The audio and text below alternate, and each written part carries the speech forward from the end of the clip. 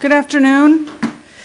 I'm Ann Phibbs, Director of Education in the Office for Equity and Diversity, and welcome to this, our second installment in the Office for Equity and Diversity's critical conversations about diversity and justice, flipping the frame, transgressing a traumatizing gender culture.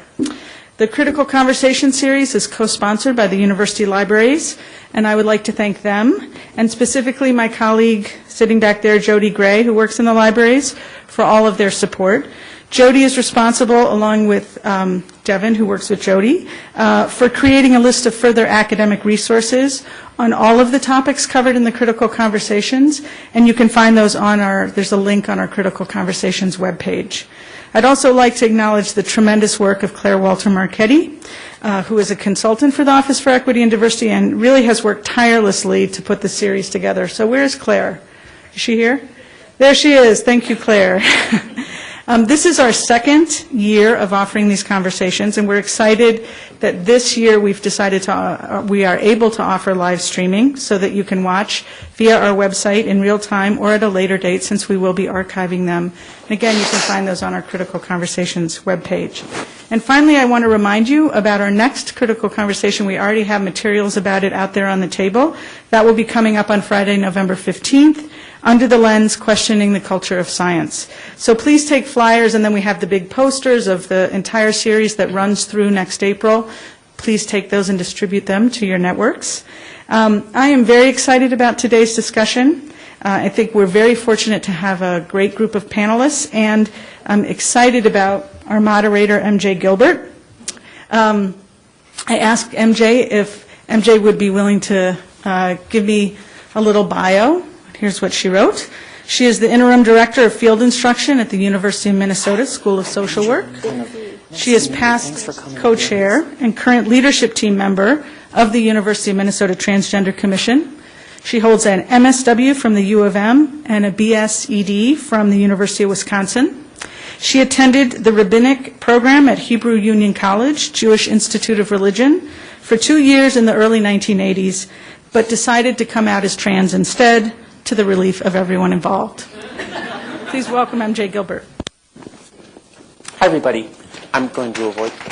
I haven't even done anything to deserve your applause yet. A little bit of housekeeping before we get started. I noted on the way in that on this floor there are restrooms. There is a restroom with a picture of a man wearing pants, or a person wearing pants.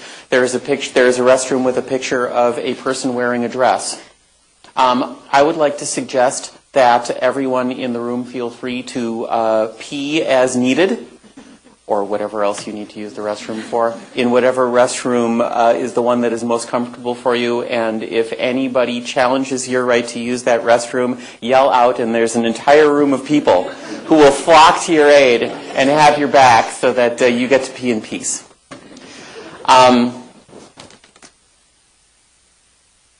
So what I would like to do is frame the conversation a little bit and then let our panelists introduce themselves, and then we will take things as we go. As it stands, the world being as it is, traffic and parking being as it is, we are awaiting the arrival of one more panelist. So it was always going to be the case that my ability to be a mere moderator and keep my mouth shut was highly questionable. So I may adjust my level of participation with your kind permission. What you do is you follow the media, or watch TV, or read the papers if you're from the 20th century like I am. You might very quickly come to the conclusion that it is a renaissance for trans and gender nonconforming people, that there has never been a better time to be trans or gender nonconforming, that the issues that have made life painful and traumatic for people who are transgender and gender nonconforming are at an end. And I don't want to belittle the ways in which the world and the culture has changed in ways that make it easier to walk through the world as a gender nonconforming person. But let's not get ahead of ourselves. Before I came over, I looked up some quick statistics from the National Center for Transgender Equity. 1 in 4 trans and gender nonconforming people have lost jobs because of their gender status. 3 in 4 face workplace discrimination. 21% only 21% of us have accurate documents. There is an extremely high level of the lack of health insurance, and even where health insurance is technically available for trans and gender nonconforming people, exclusions to quote-unquote trans-specific care are often used to eliminate access for all care, simply on the basis of if you're a trans person and you need care, we define that as trans-specific care. 1 in 5 of us have been refused a home or an apartment. 1 in 10 of us have been evicted merely because of our gender status. 20 to 40% of homeless youth are queer, and of those, 42% of trans folks facing homelessness are forced to spend nights in shelters that are designated for the gender that is not the one that they hold. 29% of trans youth seeking shelter have been turned away from shelters simply because of their trans status. And 30% of trans women have been incarcerated. Those are all pretty sobering statistics. Let's also keep in mind, though, that for every single one of those statistics, there's a little asterisk, and after that asterisk is, and these figures are much higher for people of color, and these figures are much higher for people in poverty. I say this specifically because this is not intended to be a panel discussion or a presentation where you get to learn about what trans and gender nonconforming people are like. There's lots of places you can do that. This is a place for us to have some conversations about what it actually means to live in a traumatizing gender culture, and how the culture that traumatizes people around issues of gender is the same culture that traumatizes people around issues of race and issues of class and issues of ethnicity and all kinds of ways in which we other people and marginalize people, and that gender nonconformance is a case example of that. But that all of these systems of oppression, we theorize anyway, and feel free to call me out on this, are functions of one larger system of oppression that hopefully we're all here to try and transgress, subvert, and change. So what I would like to do is allow our panelists to introduce themselves briefly, and then what I think I'll do is I'll throw a couple of framing questions out to us, and we'll take it from there, and hopefully you'll respond to those questions, and then we'll respond to each other. And I invite you to respond to us. I would love it if this was more than just a series of one-way mini speeches on our parts, but rather becomes a conversation, since one of the things that it's really important to me that have happen is that everybody in the room walk away with some understanding of how a traumatizing gender culture is a traumatizing gender culture not just for people who identify as gender nonconforming and as transgender, but for pretty much everybody. For my 5th grade son, for your kids, for your parents, for yourselves, that a traumatizing gender culture limits your choices. And that's something that needs to change. So I'm going to let you introduce yourselves. I guess one thing I would like to, and I'll introduce myself a little bit more too, but not first. One thing I would like to model, and suggest that you carry this model back to your own worlds, is that when we do our little stock introductions, that we include some reference to what kind of pronouns that we prefer. Because it's one of those things that in the little bubbles that we live in is kind of common, but is kind of shocking and eye-opening outside of those bubbles. But it's a wonderful way of getting people to think about their status with respect to gender in ways that they might not get to on a day-to-day basis. So, JP, would you start? My name is JP. Yeah. Sorry. Can you hear me? All right. My name is JP, and I have I use male pronouns. He and him is fine. What am I supposed to say? Introduce yourself. Who are you and why are you here? Or is it just for the cookies? It's just for the cookies. No, I am here just to Actually, I was called last minute, not even going to lie. I was called last minute, and so I'm going to step in and try and be the best that I can be on this panel. I come from an organization called Tyson, which is a trans youth support network based out of South Minneapolis, and I'm also a member of the Be Collective organization, which stands for the Brown, Queer, and Trans Empowerment Collective, which is a new organization that empowers brown, queer, and trans people. Hello, how's everybody doing? Hi. Come on, respond. Hi. Yay, you're there. Yay. So, Good morning, Ms. Sanders. my name is Nick Metcalf, and I'm an enrolled member of the Rosebud Sioux tribe, and I identify as two-spirited, and sort of identify as gender nonconforming. And I have no preference in terms of what is It's that? the TARDIS. Okay. You knew it. That's fantastic. I'm going to turn my phone I have off. no preference in terms of how you would sort of address me, him or her. It's just however sort of you feel inspired to address me.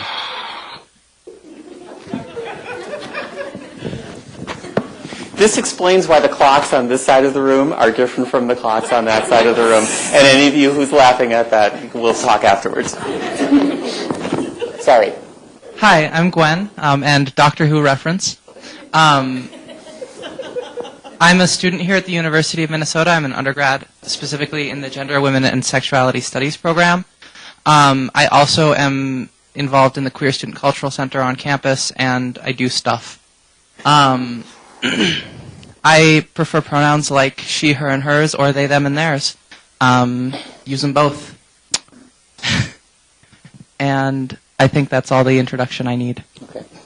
As you previously heard, my name is MJ Gilbert. I like the she and her pronouns, and I work at the School of Social Work. And I think we'll take it from there. So here's where I would love to start. As you can see, I mean, it's a pretty diverse panel in a lot of different ways. We represent different, sort of racial and ethnic identities. We have a wide age range here. We have a wide range of experiences. And I think it's important for us when we think about what it means to be subject to and participating in a traumatizing gender culture, that's different for me than it's going to be for any of you because of other lenses that I bring to bear. I'm Jewish. I grew up in the suburbs. I come from a certain amount of privilege.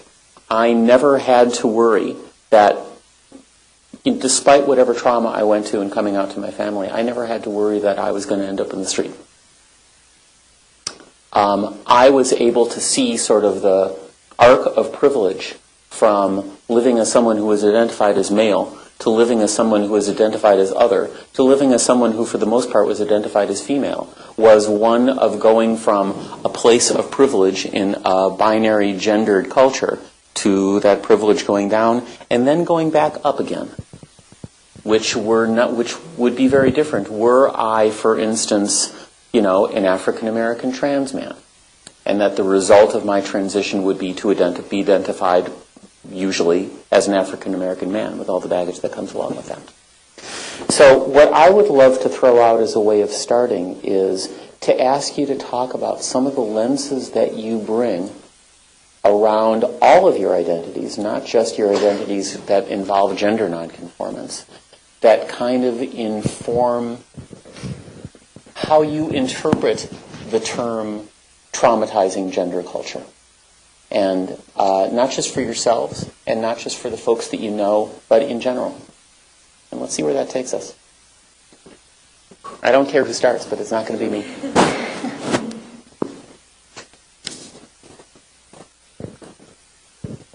I guess I'm starting because I am the first penguin. The first thing that Or lemming, as the case may be. Well, the first penguin gets the seal. What is it? The leopard seal? Yes, the first penguin gets the leopard seal. There you go. Thank you. I'm sorry, I've ruined myself. The first thing that came to mind when you said different identities, for me and sort of for how I live my life is nerd of all things, of all the kind of like carrying my white privilege and being able to like focus on that as an identity. That means a lot of what I do with my life and with my leisure time is fight and have dumb arguments on the internet about trans representation in the media. And I'm getting a little rambly, but it gets tiresome after a time, and perhaps even traumatizing, to hear over and over and over, I don't understand why you need to think of this character as trans. Because I don't understand why you need to think of this character as cisgender. And yet that never gets challenged except by snarky people like me who are, coming up with comebacks over and over and over. So, that's a thing. When I think about the issue, I think about hurt, pain, resilience, survival, and finding space that really defines you and how it defines you. And for myself, having grown up on the reservation, been a big sissy, and having a family who sort of accepted me as I am and who I was, and one of the things sort of going out into the broader world and trying to find space that sort of saw me for who I was and who I wanted to be. And sort of, for a period of time, sort of grappled with, do I really want to transition? Do I not want to transition? What does that sort of look like? And sort of dallied in terms of thinking about transitioning, but then realizing the inherent power loss that occurs. One of the things I always love to tell the story about, like when I get into a dress, the power that's sort of lost in terms of people. There's no personal space anymore. People assume they can touch you, and people assume that you don't know what you're doing, and they will tell you what to do. And it was just sort of disconcerting to me, and I'm like, wow, this is really weird. And to come from a different place of privilege to sort of lose all of that all of a sudden. And I was sort of like, I don't know if I'm ready for all of that, because just for myself, finding power in terms of what it is to be a Native person in the world and finding that sort of space. And one of the things I thought was sort of interesting for myself was my son has really challenged me. I have an adopted son who I've had since he was born and has called me mom ever since he could speak. And for me was sort of like, okay, well, how do I explain this to the world, especially when we did sports events and, I remember one Little League and standing there with all the dads and my son's running up to me screaming, Mom, Mom, Mom. And I'm like, oh, shit. How do I explain this? And they just sort of look at me and I'm like, just roll with it. It's, just I'm the mom and that's who I am. And oftentimes, even now at school, I have to introduce myself to all of his teachers as whenever he talks about his mother, that's me. And so if you have any questions, I'm the primary parent and I'm his mom. So, and every year it's always having to come out again. Every year it's like a whole group of people I have to come out to and tell them who I am in his life. And he's 14 now and continues to insist on calling me mom. Even though for me, I sort of have tried to sort of say, sweetheart, you can call me dad at some point and it'll make our lives much easier. But then he says, but you're my mom. And that's how he's always seen me, as his mom, because I was the primary caregiver and I was the one who sort of held him. And so I have just sort of stood in that and sort of accepted that because that's who he wants to be in the world and I'm okay with that. And have set myself in saying, okay, I don't know how this is going to work out for us, and recently I had just am fostering another kid who wanted to call me dad. And so I have one mom and one dad, and I'm like, okay, sweethearts, I'm like, I'm cool with this. This is an interesting experience, I just have to be aware about they're talking to me. But, for me was sort of, when I talk about the hurt piece, was sort of realizing that there's the years of therapy that I sort of spent in and realizing that the struggle within and how society has sort of constructed gender in terms of males and females. I always sort of think about my days in terms of ma'am days and sir days, because there are days that I get called ma'am all day. And there's a sense of safety that I lose right away because I have to come out. I have to tell them it's like, I'm not a ma'am. And then I have to deal with some bully who says, what do you mean you're not a ma'am? I'm like, oh my God, this is, and I don't go to straight bars anymore. I quit doing that because drinks get sent to me and I don't want to have to come out to somebody in a bar, and it's just not a safe place to sort of come out, and especially with alcohol involved. And when people sort of want to refer to me as ma'am, I don't really talk about it, and they get embarrassed, and I'm like, don't worry about it, it's not that big of a deal. And they're more sort of embarrassed about it than I am, because I'm like, whatever you saw is cool with me, and I'm not going to define it for you. But yet there's always a sense of unsafety or feeling unsafe in the world that I have to sort of figure out how I'm going to sort of maneuver, and have to assess, how physically safe is the situation and where can I find safety at. Does that make sense? And especially at night, and getting the hoots and hollers, and it's like, guys can be really such pigs.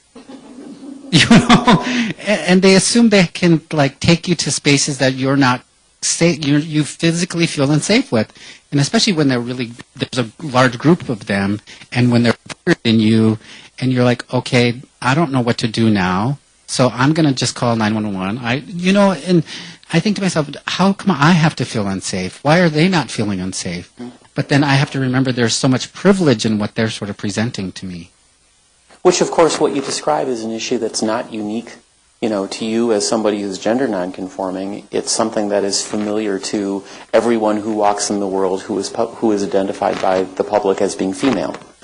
I think that for me, one of those things is I was not raised to have that kind of awareness of my surroundings and that sense of impending danger. It's only when the world started perceiving me as female that I started needing to police my presence and what time it is and where I'm walking in ways that I hadn't had to do before. It was different. It's totally different for me being a person of color, like a visibly person of color, and just assumingly people and people assuming just, okay, you're black. Being socialized as a black female, and then being told to be seen and not heard, and that you don't talk about anything, really, and just let it all happen, or just don't say anything at all, and then coming out as trans, and then having to realize, okay, well, now I have to walk in the world in a different way, or do I?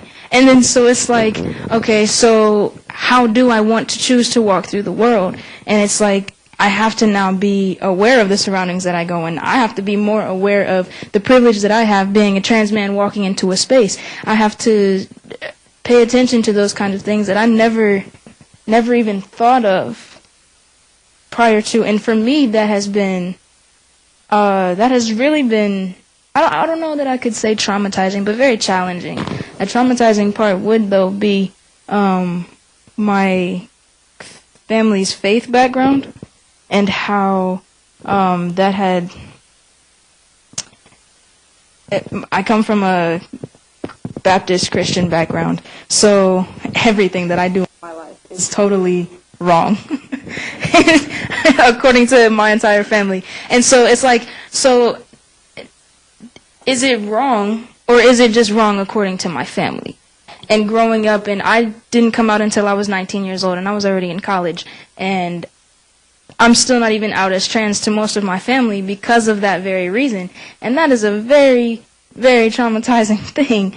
It is like, I don't even know if I will have safety in family. I don't know if I will be able to come home for Christmas this year. I don't know, and all of those things then carries on to my everyday life. Well, then, if I come out to these other people in my life, my chosen family, my church family, my sport family, whatever it is, if I come out to them, now do I have to wonder, well, what is their religious beliefs that is going to keep me from, or try to keep me from being who I am? Yeah. And, yeah. There's so much in everything that you said that I find so evocative. And, one thing that really jumps out to me is the ways in which a culture that makes us have to check ourselves, that makes us have to worry about how we are read, that makes us have to think constantly about when and how we're in danger, is not just specific to us. The fact that, we live in a culture in which women are seen as objects and endangered, and I was just reading stuff about the Maryville, Missouri 14-year-old rape survivor who was then like completely terrorized and marginalized. It's one of the ways in which I come back to the idea that a traumatizing gender culture is also a rape culture. I also find myself thinking, you were talking about parenting a little bit, and we're all either parents or have them. And maybe this is amusing, and maybe it's just me telling stories, but when my son was first born, and interestingly, and this also speaks back to the privileged lens through which I look at my experience as a trans person, I had the means when I was doing my transition with some help to set aside some genetic material that 25 years later was used to make a baby with my partner at the time, such that we were two lesbians who were actually lesbian-identified women who were actually the genetic parents of our child. So my baby was born, and a few days after he was born, probably one of the first times that I took him out of the house, I had him in the grocery store. And parenting either marks us or validates us or invalidates this, and this was one of those ways in which having a baby was so validating to a binary gender culture, because people would look at my baby and they'd look at me and they'd say, "You look great." And I'd say, "Thank you." Which maybe I should feel ambivalent about. But it's hard after living so many years in that middle place. And for me, the place where people felt like they owned me and felt super free to call me out was that middle place where it's like on the bus, walking down the street, whole swaths of people would just feel completely free to walk up to me and say, "What are you?" and challenge what I am. And that, interestingly, we don't have good memories for pain, and that was a while ago for me. So I have to remind myself about how hard that was, because for me on a day-to-day basis, life is easier than it was then. What I would like for us to do is, I come from a culture where interrupting is not an insult. It's a way of indicating interest. So I want to be careful to not overlay my cultural norms on y'all. But I would love for us to start engaging around some of what we've talked about more, and then invite you all into the conversation. But maybe as a cue to that, I'll throw out a question, and this is a question for those of you in the mental health world that kind of is a riff off of solution-focused therapy. There you go. And it's kind of the miracle question. If you woke up tomorrow morning and magically it was no longer a traumatizing gender culture, however that means for you and your lived experiences, and I'm looking at you, but I'm asking all of you, what would be different? How would you know it? What would be the first thing that happened to you that made you realize, wow, that whole traumatizing gender culture thing is over? What would that look like? Let's do some envisioning.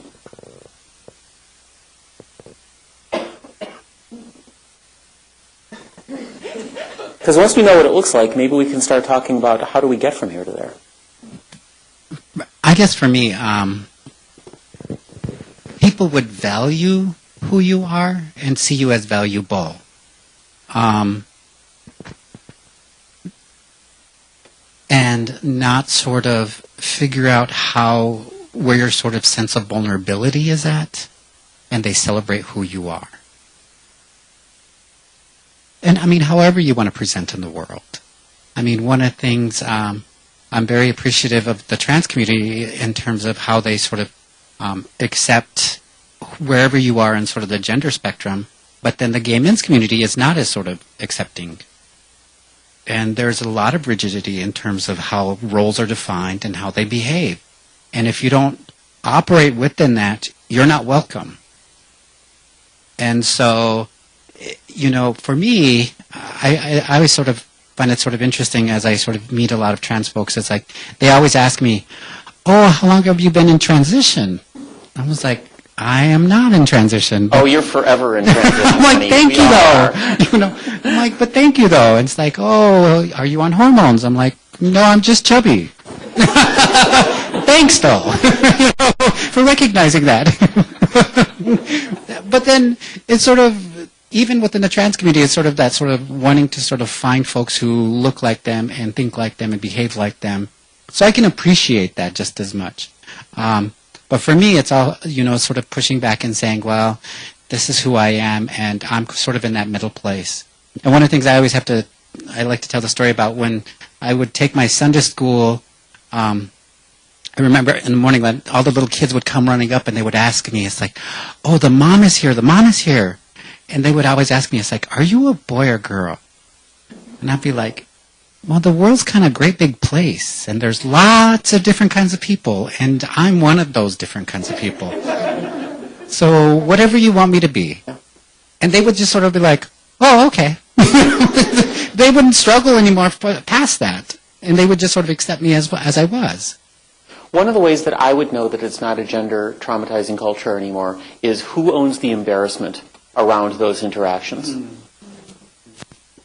In the same way that I would know it because the whole discussion about how to avoid getting raped would not be about what women are supposed to do to avoid getting raped, but what men are supposed to do to avoid raping people. It's kind of the same thing.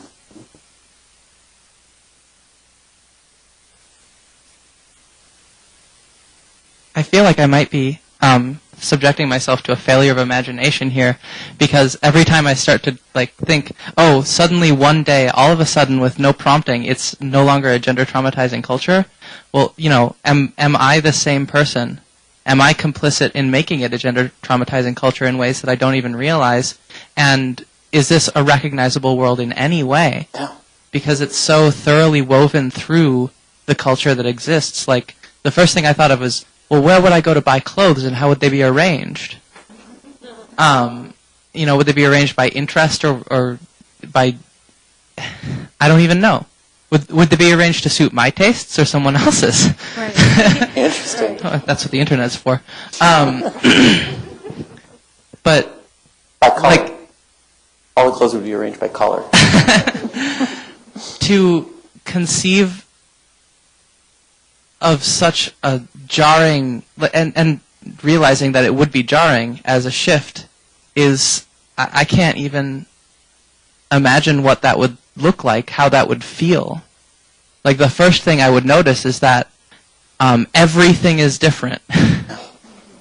For some reason, my awareness of the world and the way that I interact with people in it has shifted in some incredible way that I can't explain.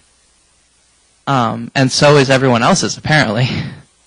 Or almost everyone else. Everyone I interact with on a day-to-day basis, probably. Yeah, it's hard for me to imagine it, just period. I don't know. People tell me to imagine a perfect world or anything along those lines, and I'm just like, I can't. Probably for various different reasons, but I really can't. And so I just try to focus on how can we just make it better on when we're here, and what can we do in the here and now, and what legacies we can leave behind for others to go ahead and keep picking that work up. And just hopefully somebody along the line will be able to have that vision. And with the work that me and myself and other folks are doing in the here and now, that'll just help that go along the way. Cause like you just said, like, I don't even know where to... Yeah. I don't know anything. Like, I would just be clueless. I would wake up and be like, oh, so what do I do now? Everything's perfect. I really get that. I see the bumper stickers that say "Visualize World Peace," and it's like, it's much easier for me to visualize the world peas, or using my turn signals, than it is for me to visualize world peace. But there are things that there are things that, as I think about it, I don't know if there's a there that we can get to. But I think the very fact that we're, talking about it and that we're trying to live lives of integrity, and that hopefully you're trying to live lives of integrity, means that we are, by definition, working for something that can't be achieved, but the working for it has some worth in our lives and the people that come after us anyway.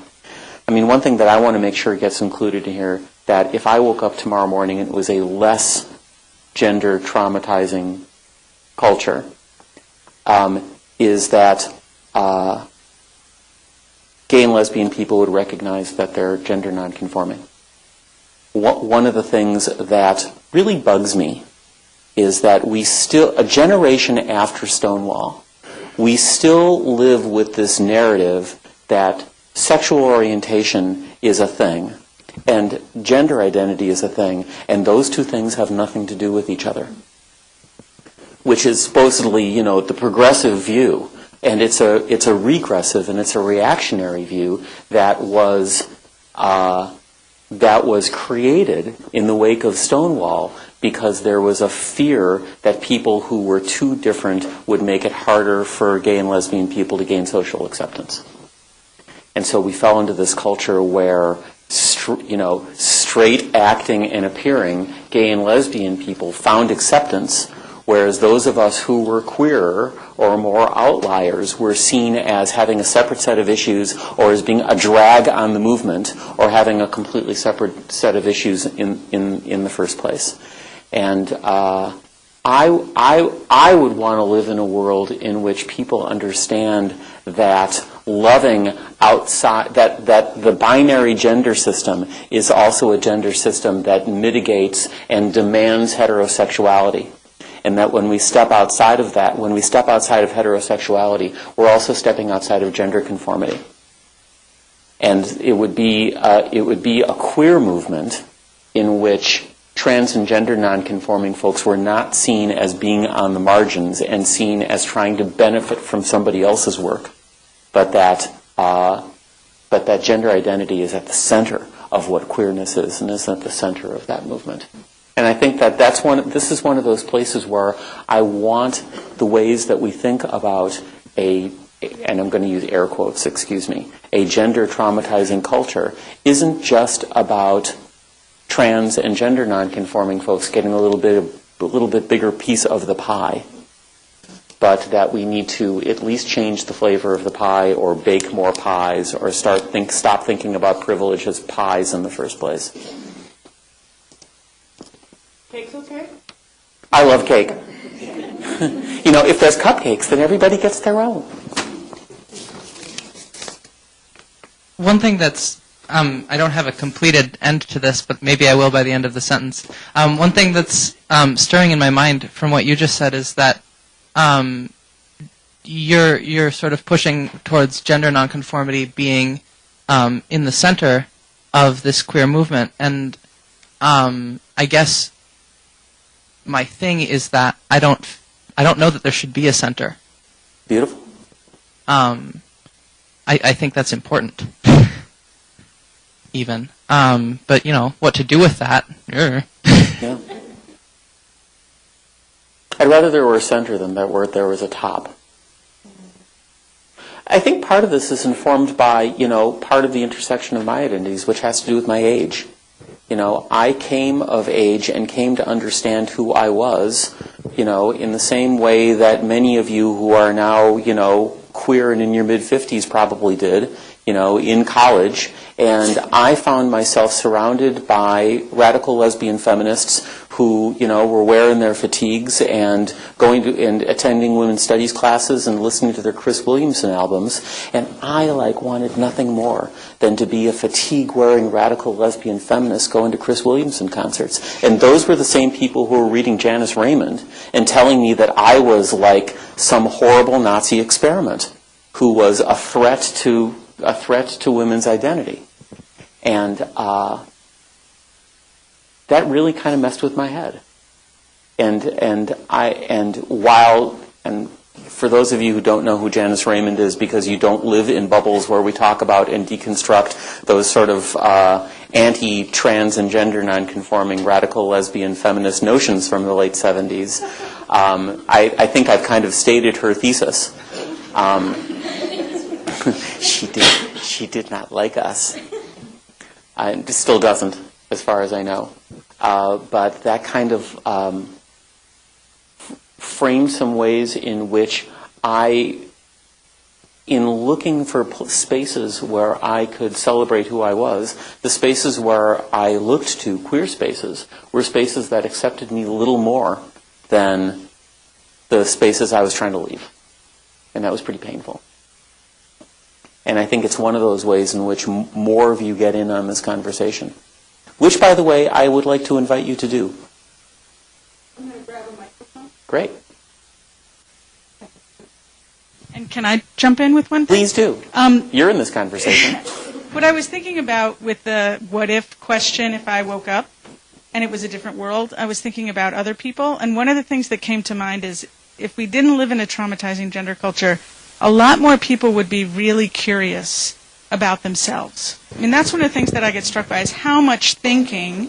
I mean, I'm one of those, Chris Williamson, I went to those concerts and I came out as a lesbian and I'm... Lean on me, I am your sister. Okay. MJ, but you can. But, I've done a lot of my own work and thought about gender and all of that, and I'm really struck by the lack of curiosity that privilege, kind of, that comes out of privilege. And I think about that with my own race, the ways I didn't examine that, and I'm doing it now. But so I think of that there'd be a lot more curiosity in general, and people would be thinking about it a lot more if it was a different culture. That's just what I wanted to say. If we didn't live in a gender traumatizing world, what traumatizing world would we live in? Like, would it be something else? Like, that's my question. Yeah. Because if it's not one thing, it's another in this world. And that's just reality. And so that comes to my mind too. I don't know. I mean, what I'm looking for is a world that's less traumatizing. Right. Overall. Yeah. Amongst all things. I guess what comes to mind a lot for me is what our children's, what the little ones would look like in that world. Because I think we start putting those boxes on really, really young. I know coming from a Jewish background, there's a tradition that you don't cut the boys' hair for the first 3 years. And so going around with my little brother, who had beautiful long brown curls, and everyone would think that he was a girl, but because they don't understand the cultural tradition and the same thing working in the Native community, where you have a lot of kids who just have long hair because it's culturally appropriate, and just kind of those things that a lot of people take for granted. Well, of course, you can tell whether it's a girl or a boy because of the color they're wearing, because of the length of their hair. If they have curls, they're automatically a girl.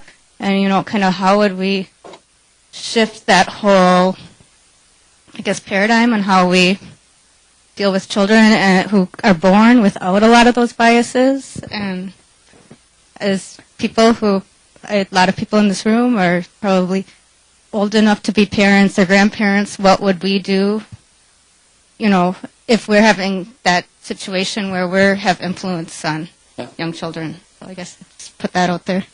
At Target, it's 12 months, by the way. That gender differentiation begins at Target at 12 months. Up until 12 months, all the clothing pretty much looks the same. And after 12 months, you can't buy a plain old regular T-shirt for a girl in the girls section, and you can only buy T-shirts with like trucks or monsters on them in the boys section. But up until that point, it's possible to buy relatively gender-neutral clothing for a baby. Babies, at Target, babies become binarily gendered at 12 months, and then you're shopping somewhere else. Land's End, where everything is just... Oh, wow. That's pretty loud. Let's try this again. Okay, I'm coming through. When I think of a less gender traumatizing world, one of the things that I start wondering about is, what does dating look like? This is a big deal in my life, so, hey, that's what came to mind. But, excuse me, jeez. Way too many cases I can think of where, folks are like, oh yeah, I'm cool behind, say trans people, their identities and respecting that, and I'd never date one. I just couldn't do that. I don't have it in me. It's just not part of my orientation, there's this weird kind of cognitive dissonance, double blind, I guess, that goes into, how we think about civil rights versus, actually acknowledging gender identity on a day-to-day level, and how that plays in with bodies. I don't have a bigger point than that. I just thought I'd kind of put that one out there. I think it begs some really huge questions, and really begs some of the larger questions about, kind of what you were talking about, JP, about some of the ways in which then what's going to be traumatized, and some of the ways in which a culture that traumatizes us around binary gender is the same culture that traumatizes us around a whole bunch of things. And the word that comes to mind to me as I think about this, and I'll throw this back out to you all, is that of passing. And I don't just mean, passing has different meanings for different people in the room, based on what it is that you're trying to pass as and what it is that you fear you might not pass as. But there is a tyranny there that affects everybody. Whether you're trying to pass as middle class or as professional or as African American or as not African American or as a man or as a woman or as something else. It's something that, those of us who are called into question get to and have to think about, but it's something that everybody in the room does. And that has to do with whether or not we're seen as attractive. That has to do with whether or not we're seen as acceptable, with whether or not we get patted down at the airport. So since this is a panel co-sponsored by the library in some fashion, I just want to shout out to Nobody Passes, which is a really damn good book. And I'm not sure it was on the list that was put together, but it's also good. I pass as mentally healthy when I'm often not, whatever that means. And I don't think that, I was going to say I don't think that is too incorporated with my gender, and then I realized that that's crap. Thanks, DSM-4. Thanks also DSM-5. But I'm done. I don't know where I'm going with that. I mean, Nick, you talked a little bit before about how people read you on any given day has such an impact on what you have to worry about and how you're treated and the extent to which you feel yourself to be, walking through the world with more or less privilege. Is there more you want to say about that, or is this striking you? I love getting older. I just sort of realized that because as I've gotten older, I've gotten more so which I sort of feel like finally the world has decided where to sort of put me. And I sort of I'm cool with that. I don't sort of feel like I have any sort of yay or, oh, that's too bad. I'm just oh, finally, I don't have to sort of feel so unsafe anymore. And whenever I go to the restroom, that sort of double glance that you get whenever you go into the restroom, and they're like, really? Am I going to the right bathroom? It's really, dude, you're in the right bathroom. It's okay. You can come back in here. And it's that uncomfortable moment. It's it's an awkward sort of space. And I remember I was traveling with a bunch of kids. I was going home back to the reservation, and for me, it was, I had a bunch of kids. I had 4 kids with me, and we're just driving, and we stopped for gas in rural South Dakota. And then there was a group of white guys, white farmers were sitting there, and they decided to sort of hoggle me or, sort of say, oh, what a good-looking Indian bitch that is, and da-da-da. And I thought to myself, I'm okay, I'm not going to say anything because this is an unsafe space to say anything, and my task is to get to the car and get the hell out of here. But then it was that was really not okay. But then for them it was okay, not only the fact that I was a person of color, but if I was a woman, that it would be okay for you to say something like that. And especially amongst other men. It was this is so not okay. And you've seen me with a bunch of kids, and how traumatizing that is for kids as well to sort of see that. One of the things I'm really mindful with my son was people getting, people pointing at me and laughing at me and saying, what is that? Mm-hmm. Or what is that thing? Mm-hmm. And having to teach my son that, sweetheart, it doesn't hurt my feelings anymore. And if it hurts your feelings, let's talk about it. Do you know what I'm saying? Because that hurts his feelings because he wants to see me, he wants to protect me and have me be safe. And so I've oftentimes had to say, sweetheart, let's, what's going on with you? Because he sort of will snap. And especially at the Mall of America when you see a lot more rural folks. And not to say anything about rural folks, but to say that there's not a lot of variety. And so when they see variety, they're like, oh my God, what is that? And they want to sort of put it back in the world, and however they put it back in their world. And so, for me, it's, helping my kids come to terms with how the world's going to sort of treat me. And trying to sort of help them sort of understand that it's really a harsh place to be. Yeah, and I always think, one time I remember my sister, there were a group of boys, we were at the mall, and there were a group of boys, and they were just laughing, and they were saying things, and they were staring, and, I'm used to it, the stares and the laughs and the sort of, the snide comments and the sort of pointing. I sort of have sort of ignored it now, that they don't sort of exist in my world, but she got herself really worked up and started cussing them out, and I'm like, what's going on? Yeah, and so I have to sort of like calm her down and saying, really, it's okay. They're not hurting my feelings, because they can't hurt my feelings. I'm not allowing them to hurt my feelings, and they're just being cruel, and they have to be the way they are in the world, and I'm not going to accept that violence they're sort of trying to perpetuate on me. That is simultaneously so beautiful and so painful and so familiar. There's ways in which I want to go to the gift that I feel I get for having this identity and of having had to live through that shit. Because you don't survive that without gaining a sense of yourself and figuring out how to hold your head high in a world that wants you to hold your head low and living with integrity. And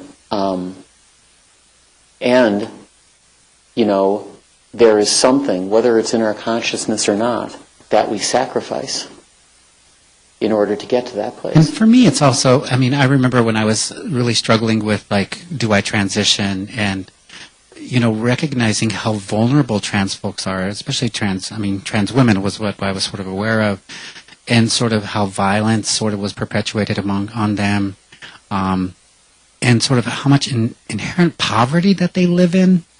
A lot of the trans women women of color that I know, the things that they have to do to survive. They don't get to have nice jobs. They don't get to sort of live a sort of middle-class life. And oftentimes they're beaten by their partners. And they land up in this place of addiction. And I'm like, wow, I don't really want to go down that road. And I'm just sort of, for me, going to accept whatever the Creator put me here as and leave it at that. Because that's a really hard place to be.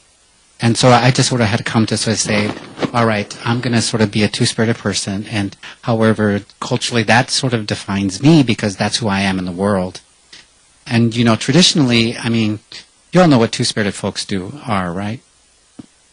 Can you give, for the folks who are going to be too afraid to say, I don't know what you're talking about, can you The whole three people said yes. I love you.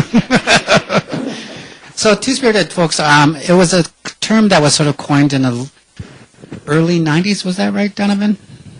In the early 90s, it was coined by a lot of activists, Native activists, who were looking at sort of the role within indigenous Native communities about the role that I want to say gender nonconforming or gay and lesbian folks had. So it was sort of a pan-native sort of term that was sort of adopted, and it has really it really defines who we are in the community. And one of the things for my tribe, ceremonially, one of the things that's for Winktas within my tribe, and I'm one of those folks, we would marry, we would raise children, and oftentimes those were children that were parents had died, and one of the things it was really a good thing to have your child named by a Winkta, because one of the things is that the belief was that your child would live a long life, and sort of you got to participate in ceremonies, and you were one of those teachers, and you were a storyteller, and you were one of the crafts folks. Does that make sense? Or that's what two-spirited people are in the world, and that's for within my community, but one of the things with the Native communities, just like any other communities, it's been assimilated and colonized. And so we deal with the same sort of bigger issues that the broader GLBT community deals with a sort of community that is dealing with really staunch Catholic ideas about boys do this and girls do that. And I was really grateful that my parents had allowed me to be who I was and sort of accepted me. And one of the things I was always grateful for was my mother always said was like, there's people out there in the world like you, and your job is you need to go find them. Beautiful. So, Nick, you'd brought up an example of just that uncomfortable moment in the restroom.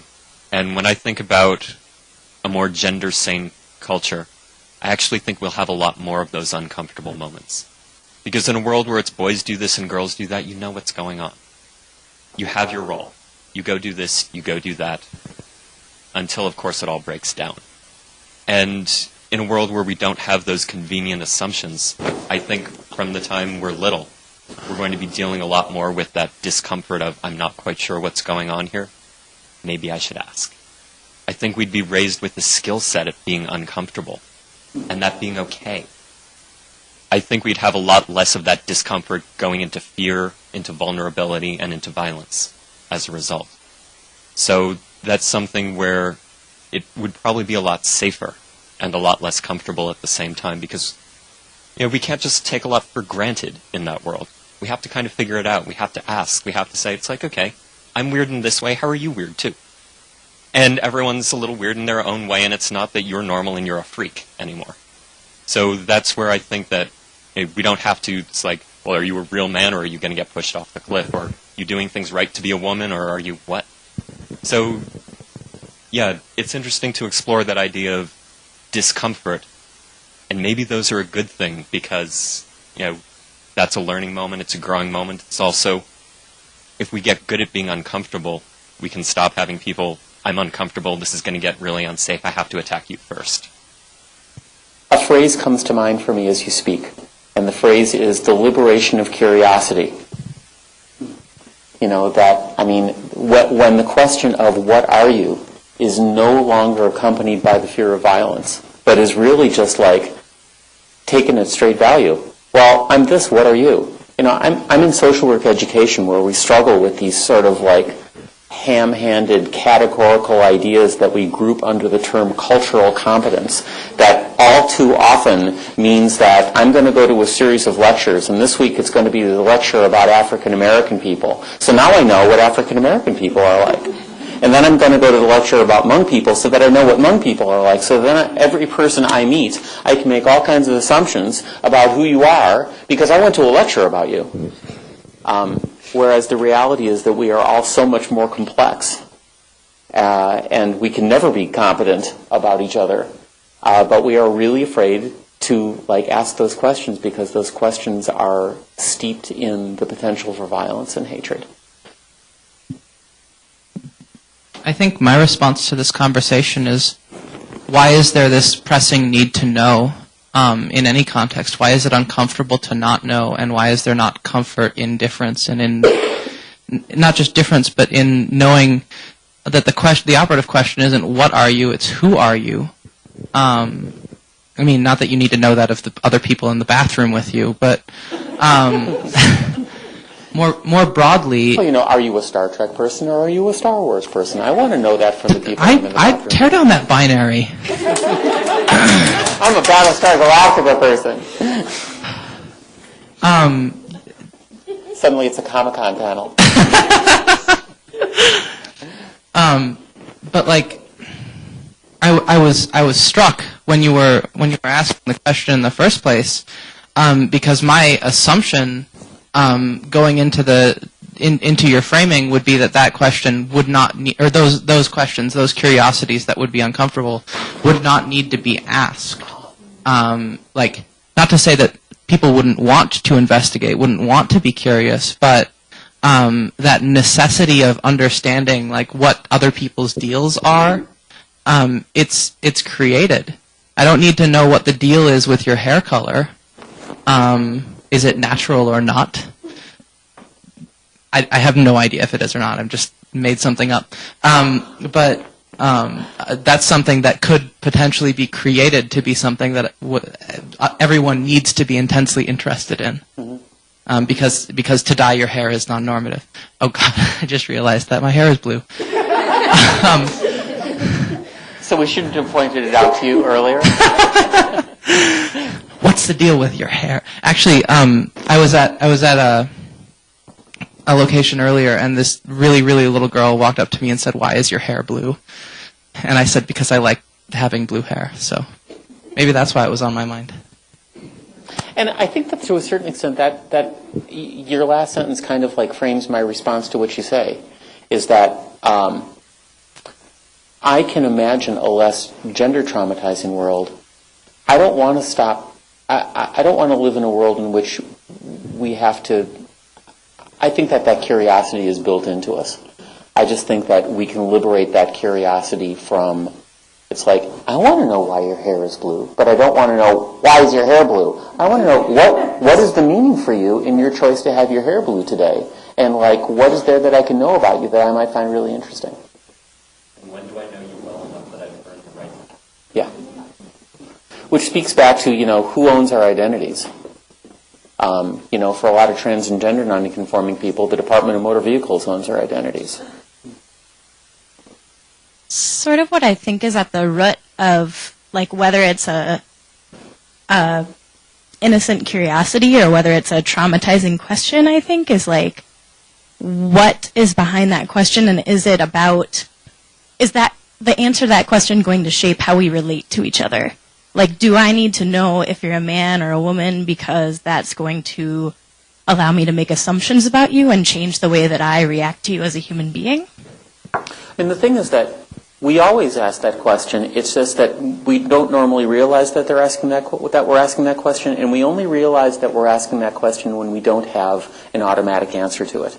Determinations of maleness and femaleness are, and there's science around this. It's something that we do, and we do it automatically, and we do it in every interaction we possibly have. We only realize that we're doing it when we can't immediately answer the question. And there's all kinds of ways that we relate to one another that flow from that question, which I think comes back to why and how we're all trying to pass as something. And that has to do with our hair, how much of it we have and where it is and what we do to try and get rid of it or grow more of it, and all sorts of other things that flow from that. Is there somebody else over there?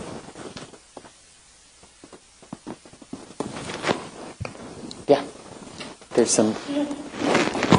And Ann gets the exercise. So, for me, I was thinking about your question. If you woke up tomorrow and, how could it be different? And the thing that's struck me about this conversation as I reflect upon my own gender exploration, identity, sexuality, the one thing that is held constant, it doesn't matter what I was doing, who I was doing, the thing that held the whole time was body image. So to me, then I think about this obsession that we as human beings have with body and how really that starts to frame issues of race, gender, and if we could see ourselves not just as bodies in this room and if they're conforming to what we prefer or don't prefer. So if we could, instead of seeing bodies, seeing other, and I don't want to get too new agey, but seeing other spiritual beings and connecting on that level as opposed to, which of course is difficult because that's the way we experience the world is through our bodies.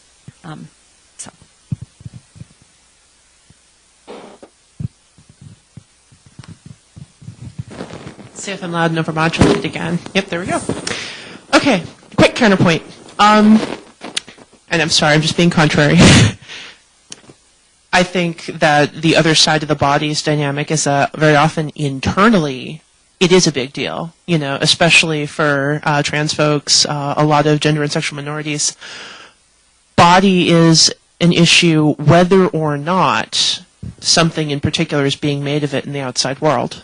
And how you relate to your own body and, the ways in which you're allowed to do that, encouraged to do that. I'm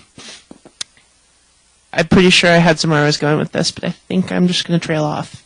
Well, I think back to, my old frenemy Janice Raymond, who suggested broadly that if we didn't live in a patriarchal sexist society, there would be no need for transsexuals because people wouldn't have to address issues of what their bodies were like. And while I, as a trans-identified person, want to address some of those, feminist critiques, screw her for suggesting that I'm just a victim of a patriarchal society and that somehow my choices about how I want my body to express my spirit or my personhood are anybody's business but my own. At the same time, I think that we are all caught up in how we walk through the world and how we comport ourselves such so that we don't have to be alone and so that someone will love us and someone will want to have sex with us. Because we all want to, most of us want to be loved and most of us want to have sex with somebody.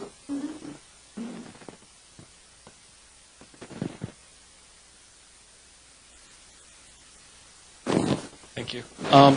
Nick, earlier you said that trans females don't get to live the middle class life. That really hit me. I'm middle class and I like it a lot. It's really comfortable. I got married 2 months ago, and when I got married, it was sort of like an obvious thing. Like, gay marriage was legalized. Me and my husband were like, duh, of course we're going to do this, but we don't have to do this. Like, if we couldn't get legally married, we still have so much privilege that we could still exist in American capitalism that we would be comfortable. In a non-traumatizing world, do you think the current class system, capitalism or whatever, would still look the same?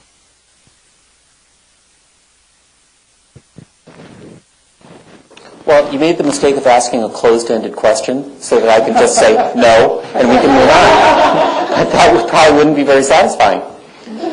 I kind of began by at least asserting the idea that there's, one big multifaceted system of privilege and oppression that has lots of subsets, and that the same system of privilege and oppression that advantages, one group of people around sex or gender and one group of people around race and one group of people around class is, part of one great system, and that any movement for a liberation ultimately can or should be a movement for everybody's liberation, and that inevitably means that the structural differences that demand that some people be grindingly poor so that other people can be unimaginably wealthy wouldn't be able to exist anymore.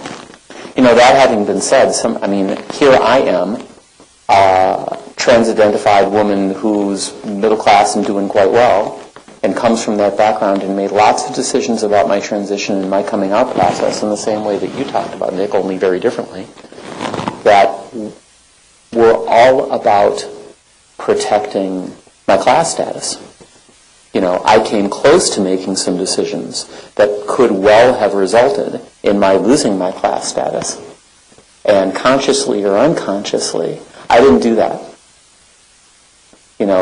And class is one of those things that in America we don't have good language to talk about. We come back to talking about it purely in terms of money, which it is not. But it's very much tied up in this issue, and it's very complex. And I can say I've experienced that complexity, and it was more important looking backwards for me to protect my class status than it was for me to protect my privilege around any other identity I have.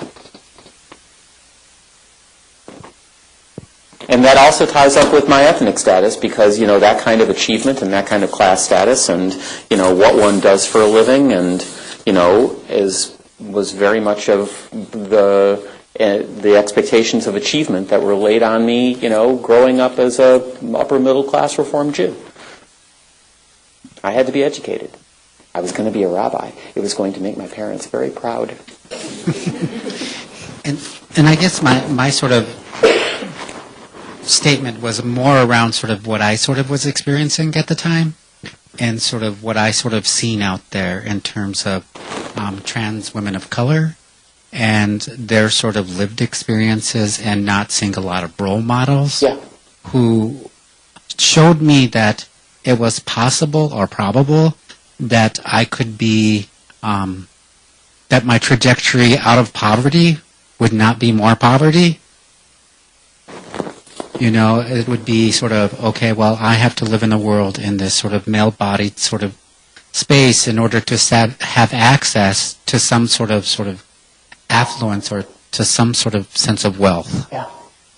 So that was sort of for me, and for me it was not only about myself, but also the recognition that I had a kid, you know, and I had to feed him, and so it was not about like, you know, I always have to remember that it's like 14 and a half years ago, my life sort of changed fundamentally, and it was stopped being about myself, and it very much became about him and how we sort of had to survive in the world, and being the person of color in the world and being a native person in the world and trying to have access to those spaces. I mean, one of the things I write about this in my blog a lot, about like how, you know, I went to graduate school, got my master's in social work, but yet I live in poverty. That's not what was told to me when I went to school. We lied to you. Exactly. It was sort of like, oh, spend 6 to 8 years in school and you will be poor. I would have said, hell no, I would have stayed poor. You know, because nobody talks to you about like class and how to sort of move out of poverty. And there's a whole different paradigm shift for yourself. And in losing that, you lose family as well. And especially if you come from a very poor family, because they don't have the same worldview as you anymore, and their sort of ideas and mores are very different than yours. So somehow you lose them, and you become very individualistic. Mm-hmm. One of the things that, as I was sitting here listening to folks, you know, I've been out now 23 years, and I'm so glad to sort of be out now and still be a part of community, to hear this kind of conversation happen. Because when I came out in 1990 at the University of South Dakota in Vermilion, it was very much boys do this and girls do that. And I always tell folks, like, you know, when I came out in 1990,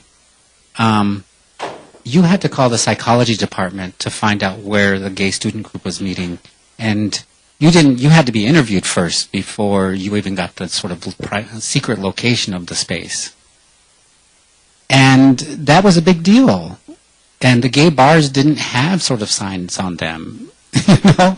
So we were sort of sneaking around, and to sort of 20-some years later to sort of have this sort of more sort of adult dialogue feels really authentic and much more real. And I'm so much more grateful that the younger generation have sort of an identity of queer and really push norms and ask harder questions and think more deeply, as opposed to just demanding space. Yeah, because I think it's so much deeper than that. Just like what you touched on at first, it's just like we're just trying to survive. Yep. It's not even about, like, I don't wake up in the morning like, oh my gosh, I'm gonna have my surgery, or oh my goodness, I'm gonna start hormones. I'm pre-op and wait, am I right words? Yeah. I have not had surgery and I haven't started hormones. That's that. And that's the least of my worries right now, because I'm trying to figure out, can I keep my job? Am I going to be able to pay my rent? And am I going to have food on my table? Because that's what being a human being and being a spiritual being is about. Like, how are you going to survive in life? And for me, it's not so much, I don't know, and to touch kind of on what you two said earlier, like, it's not so much about my physical appearance. I mean, I like to look nice.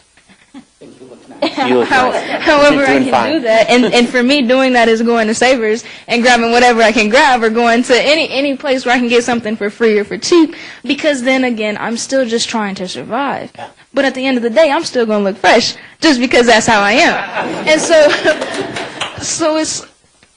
Oh, I was going to... Go ahead. Let's go ahead. I'll wait for that. So I lost my train of thought. Go ahead. Can I pick it up? I don't know if I'm picking up your train of thought, but I might just be like rolling over you with my train of thought. And yet here we are speaking back to some of the larger issues about, how we set our priorities. For the past how many years, one would think that the queer agenda was not about healthcare, was not about housing, was not about equity, but was about, can we join the army and can we get married? And, I hope I get to say this while also celebrating and congratulating you on your marriage. Okay. But that's, the agenda gets set on our behalf by a certain segment of our community that's privileged around stuff that has nothing to do with queerness, but that has to do with race and class. So I'm thinking back about bodies, and if I were to wake up tomorrow with this with a different society, I think that I would see a world where every human body is accepted as inherently valuable, as it is. No questions about anything about the bodies, but that in fact every body is valuable, and that would mean we're not going about the world judging people based on various types of their appearance, anything. And that would mean maybe more questions, more curiosity, but it would mean accepting everybody, knowing that humans are mammals and they have hair, and that no matter how that hair is or where it is, a human body is still valuable. That would be different. One of the things that I worry about when we get to this place in the conversation, I think that was beautiful, but that folks who identify as cisgender or who are outside of the bubble where we have these conversations fear that those of us who are inside this bubble, who are talking about this stuff, want to erase or eliminate gender and, create this sort of mono-androgynous world, where all of us are wearing our little Mao suits and, nobody gets to express the joy of their genderedness. And that feels oppressive, and that somehow, it's like the world that we're striving for is one of like sameness.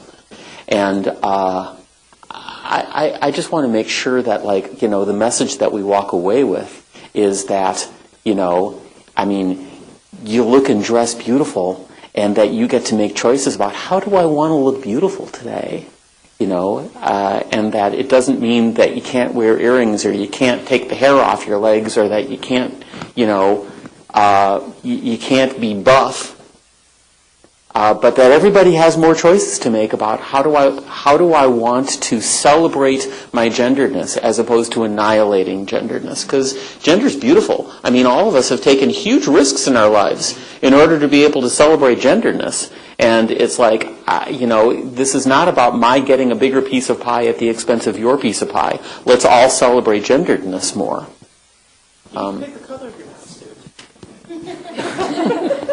And one of the things I do want to sort of recognize, too, even within a trans community, there's a lot of microaggressions that sort of occur in terms of passing and passable, and whether you have a top surgery or you have bottom surgery. There's value that's put on that, even within the trans community, and how far along you are. Yep. And this sort of you leave the community and you no longer associate with the community, and you've transitioned enough that you become a straight woman and you live on the other side of the country.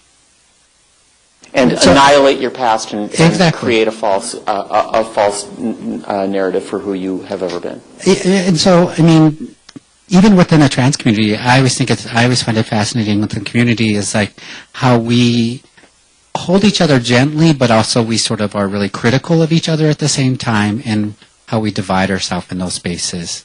I remember when I worked over at when I worked with Walter over at Program on Human Sexuality, seeing all the folks who are just discovering themselves and finding clothes, and oftentimes they went for the hooker heels. I'm like, why are you going for the hooker heels? Those are really uncomfortable. They're 4 inches tall, and and the shortest dress.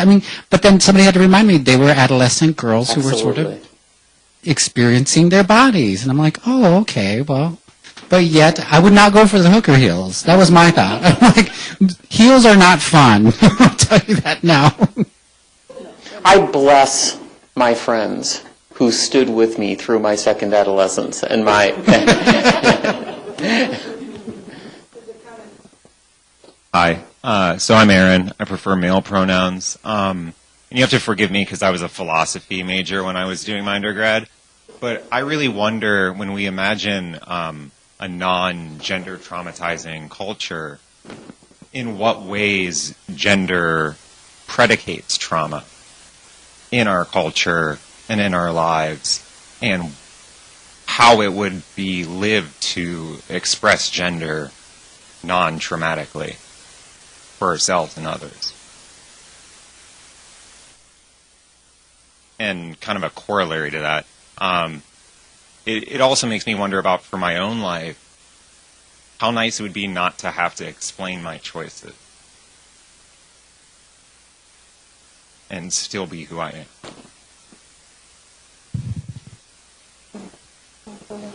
Quick comment. I was going to say I do that already. Seymour. I don't care what anybody says or thinks about me. I think I turned this off. Where? Can you hear me? Oh. Hello? Look, Yeah. I don't know. What did I just say? You don't care what anybody thinks of all it. day. I just did double trainings. I just did 2 trainings right in a row and ran here.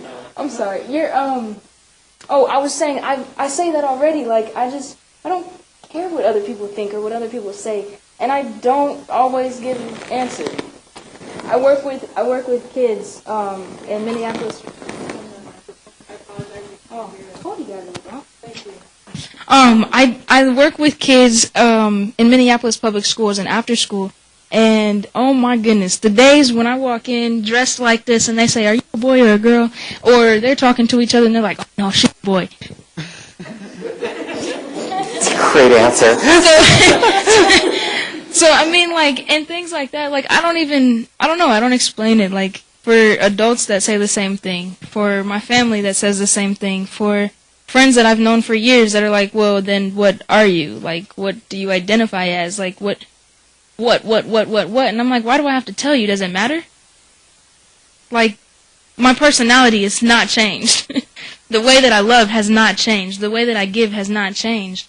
And so, to me, it just is like, I don't know, just be you.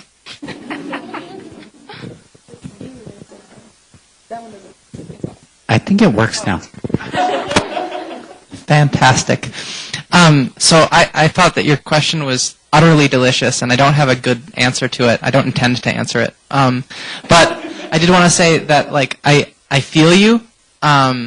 I see where you're coming from, and I've been sort of struggling over the last, forever, as to whether or not, say, a binary gender system, the limits it creates, the difference it creates, the inside and outside, and conforming and non-conforming that it creates, is it fundamentally a way to create, like, a superior and subordinate class, or is there a way for it to exist without doing that, and still exist and still have meaning, or a plurality of meanings attached to it, not necessarily a binary, but I don't know. I've had arguments with my professors about this. Some of them are, and many of these arguments go into spaces that are genuinely over my head, and that I would like to present to you because they're talking about semiotics and shit like that I just don't get yet. Anyway, that's all I have to say. Being what you guys were saying about being transgender and stuff like that, you don't have to answer for one person, that's God.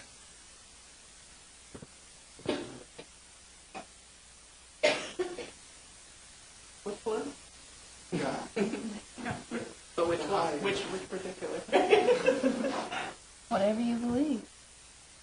We're at 3 o'clock. MJ, did you want to kind of wrap up with anything? One comment here? Okay. Yeah, let's take a comment and then we'll try. Hi, I'm Kevin. I'm majoring in psychology and philosophy, and I prefer male Not another pronouns. philosopher. Yes, another philosopher.